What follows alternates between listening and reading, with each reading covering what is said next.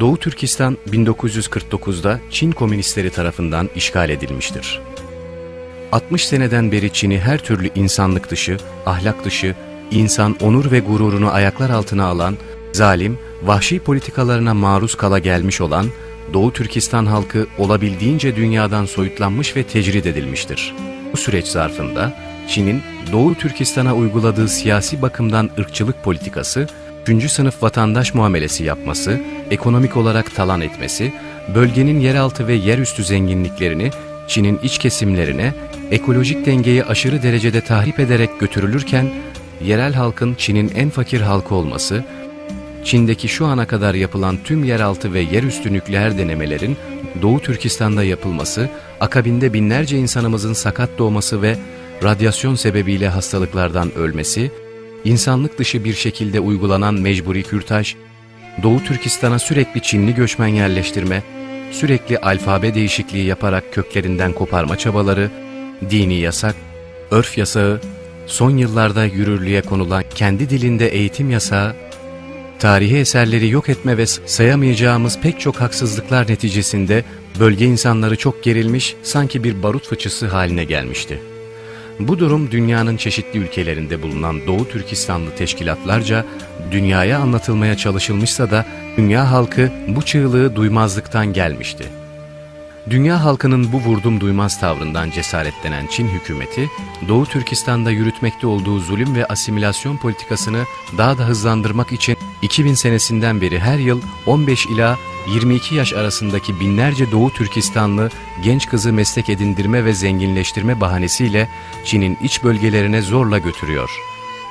Fabrikalarda ağır koşullar altında çalıştırıyor, bazılarının ahlakını bozmak için bar, gece kulüpleri, otel, pavyon, genel ev ve benzeri yerlerde çalıştırıyor. Bununla yetinmeyen Çinliler, işçi kızlara sarkıntılık yapıyor, taciz ve tecavüz girişimlerinde bulunuyor. Resmi kaynaklara göre Çin'e zorla götürülen Uygur kızlarının sayısı 1 milyonu aşmış durumdadır. İşte bu işçilerden 800 kişi Çin'in Guangdong eyaletine bağlı Shaoguan kentindeki bir oyuncak fabrikasında çalışmaktaydı. 23 Haziran 2009 tarihinde Çinli işçiler burada çalışan Uygur kızlara sarkıntılık yapmış, bu sebepten aynı fabrikada çalışan genç Uygur erkeklerle Çinliler arasında kavga çıkmıştı. Kavgadan sonra Uygur gençler yetkililerden zanlıların bulunup cezalandırılmasını istemiş. Ancak bu haklı talep feci bir şekilde sonuçlanmıştır. 26 Haziran gecesi saat 02 sularında 5000'e yakın Çinli işçi burada çalışan 800'e yakın Uygur işçinin kaldığı yatakhaneye aniden saldırmış ve Uygur işçileri erkek kadın ayırmadan ellerindeki demir, sopa, satır ve benzeri nesnelerle rastgele dövmeye başlamış. Neye uğradığını anlamayan Uygur işçilerin bazıları daha yataklarından kalkmadan yere yığılmış, bazıları kaçmaya çalışmışsa da etrafı saran Çinlilerden kurtulamamış ve öldüresiye dövülerek can vermiş. Bazıları ise eline geçirdiği şeylerle Çinlilere karşı koymaya çalışmış. Ama onlar da dayaktan nasibini alarak diğer arkadaşları gibi kanlar içinde yere yığılmıştır. Sabah 06'ya kadar, yani 4 saat süren kanlı olaya ne polis ne fabrikanın güvenlik güçleri müdahalede bulunmuş. Çinli işçiler 4 saat boyunca döverek öldürdükleri Uygur işçilerin cesetlerine yine tekme, tokat atmış, hatta üzerine büyük küçük tuvaletlerini yapmıştı. Edindiğimiz bilgiye göre Shaoguan şehri belediye başkanı, emniyet müdürü ve başka yetkililer durumdan anında haberdar olmalarına rağmen olayı kendi seyrine bırakmış, hatta müdahalede bulunmak isteyen güvenlik güçlerine olaya karışmamak emri vermiştir. Ancak olay bittikten sonra polis, ambulans ve yetkililer olay yerine gelerek ölü ve yaralıları ambulansla hastanelere taşımış, olayın izini kaybettirmek için hemen belediye temizlik işçilerine emrederek olay yerini saatlerce suyla yıkayıp kan izlerini yok etmeye çalışmıştır. Olaydan sonra Çinli yetkililer olayın sebebi, boyutu, ölen ve yaralananların sayısı hakkında gerçek bilgi vermekten kaçınırken gayri resmi medya kuruluşlarına da olayla ilgili bilgi sızdırmamaları konusunda uyarmıştır. Ancak olayda yaralanan Uygur gençlerden edindiğimiz bilgiye göre fabrikada çalışan 800 Uygur gencin 300'e yakını olay sırasında hayatını kaybetmiş, 400 civarında genç canını zorla kurtararak şehir dışındaki bir dağın tepesine sığınmış. Geri kalan 100 işçidense hiçbir haber alınamamıştır. Tüm Doğu Türkistan halkı Çinli yetkililerden olayla ilgili resmi açıklama yapmasını beklerken, Çinli polisler olay sırasında kamera görüntüsüne takılan birkaç Çinli işçiyi sözde sorguya almış ve deli raporu vererek serbest bıraktıktan sonra olayda hayatını kaybeden Uygur gençlerin cesetlerini ailelerine teslim etmiş ve onlara olayla ilgili ses çıkartmamaları konusunda sıkı tembihatta bulunmuştur. Zulmün bu kadarına da pes doğrusu dedirten olaya tahammül edemeyen bazı kişiler resmi makamlara olayla ilgili soruşturma yapma önerisinde bulunmuş, ancak Çin polisi onları da hemen tutuklayarak hapse atmıştır.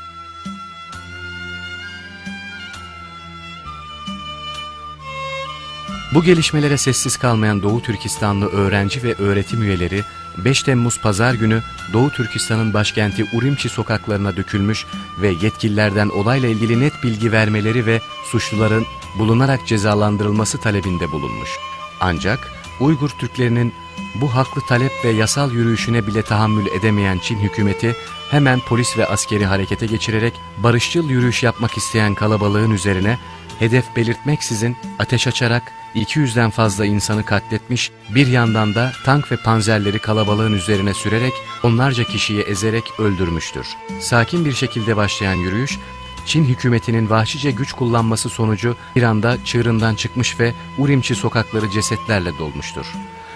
Kurşun yağmurundan sıyrılabilen az sayıdaki gösterici, Çinlilerle kavga etmiş ve bazıları yaralanmıştır. Uygur göstericileri kanla bastıran Çin hükümeti, internet aracılığıyla tüm dünyaya yayılan fotoğraf ve görüntüleri karşısında ne yapacağını şaşırmış, hemen telefon ve interneti keserek bölgenin dünyayla olan bağlantısını engelledikten sonra, kendi devlet televizyonu tarafından çekilen görüntüleri ayıklayarak sadece birkaç Uygur'un adam döven, araba deviren, binaları ateşe veren, akabinde burnu kanayan, başı yarılan masum Çinliler, bu kadar taşkınlık yapan Uygurlara müdahalede bulunmayan insaflı polislerin görüntülerini dünya ajanslarına servis etmiştir.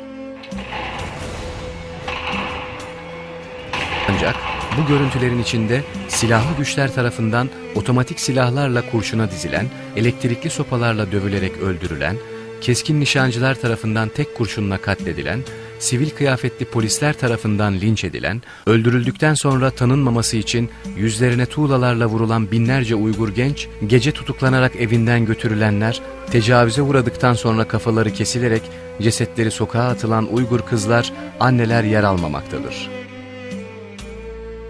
Hem zalim hem kurnaz Çin hükümeti kendisi servis ettiği görüntülerle Uygur Türklerini suçlu göstererek dünya halkını kandırmaya çalışıyor.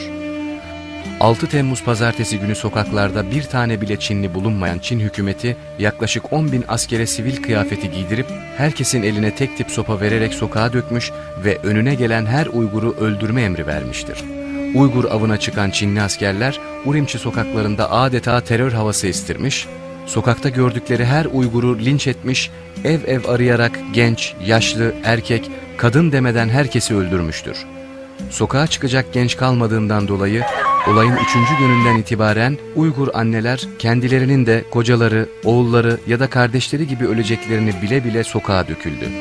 Beklendiği gibi onlar da Çin silahlı güçlerinin sert müdahalesine maruz kaldı. Bölgeyi 1949'da işgal ettiğinden beri devlet terörü uygulaya gelen Çin hükümeti o zalim duruşunu bir kez daha sergiledi. Sahtekarlık, düzenbazlık ve yalancılıkla sınır tanımayan Çinliler yine bütün olayı yurt dışında faaliyet göstermekte olan Doğu Türkistanlı örgütlerin üzerine atmaya çalışıyor. Çin hükümeti olaydan hemen sonra sadece telefon ve interneti kesmekle kalmamış, bölge halkının su ve elektriğini keserek sokağa çıkmaya cesaret edemeyen kişileri açlık ve susuzluktan ölmeye mahkum etmiştir.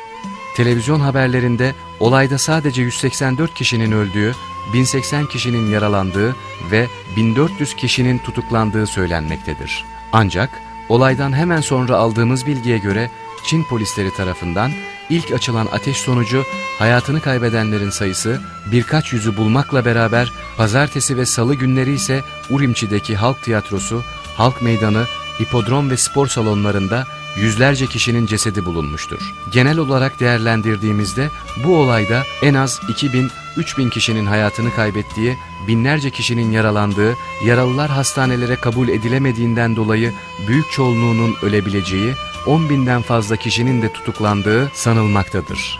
Çinli doktorların ölü ya da yaralı Uygurların organlarını çalarak organ nakli bekleyen hasta Çinlilere yüksek fiyatlarla satması bu vahşetin boyutlarının had safhaya ulaştığının apaçık göstergesidir.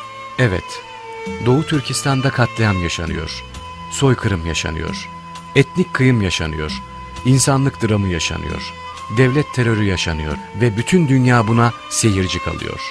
Aradan birkaç gün geçmesine rağmen olaylar hala bir türlü yatışmıyor ya da kasten yatıştırılmıyor. Çünkü sivil kıyafetli milis kuvvetler ellerinde sopa ve kesici aletlerle sokak sokak, ev ev Uygur avına çıkmıştır. Dolayısıyla Uygur Türkleri misilleme politikasıyla karşı karşıyadır.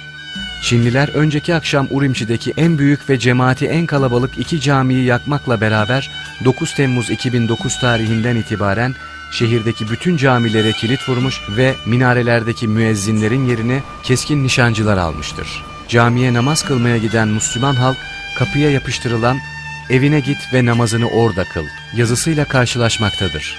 Yaşanan olayları etnik çatışma veya sokak kavgası gibi göstererek dünya halkını aldatmaya çalışan ve yasal yürüyüşe yapılan sert müdahalesinin haklı olduğunu iddia eden Çin yönetimi, bu olayların tetikleyicisi olarak yurt dışındaki vatan mücadelesi yapan Doğu Türkistanlı örgütleri göstermekte ve Türkiye Cumhuriyeti başta olmak üzere ABD, Almanya ve başka Avrupa ülkelerini mesur teşkilat ve örgütlere yardım yataklık etmek yanı sıra yurt dışına çıkan Uygurlara eğitim imkanı sağlamakla suçlamaktadır. Doğu Türkistan halkı Komünist Çin işgalinden bu yana hiçbir zaman sömürülmeyi kabul etmedi. Çin'i kendi devleti, Komünist Parti hükümetini de kendi hükümeti olarak tanımadı.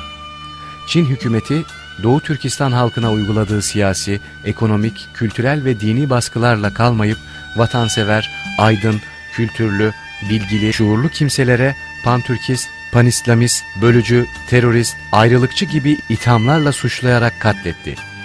Yurtlarından sürgün etti.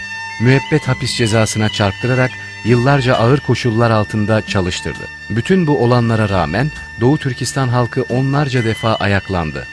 Çin bir kapalı kutu olduğundan dolayı 80'li yıllara kadar dünya kamuoyunun bu olaylardan haberi bile olmadı.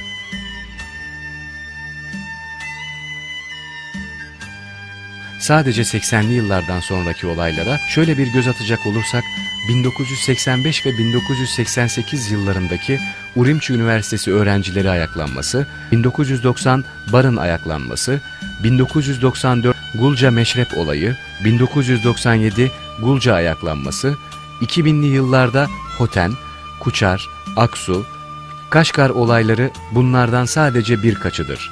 Son olarak Urumçi'de patlak veren 5 Temmuz kanlı kıyım vakasında da görebiliyoruz ki Doğu Türkistan halkı hiçbir zaman zulme boyun eğmedi. Hep direndi ve direnmeye devam edecektir. Bu olaylar bir etnik çatışma değildir.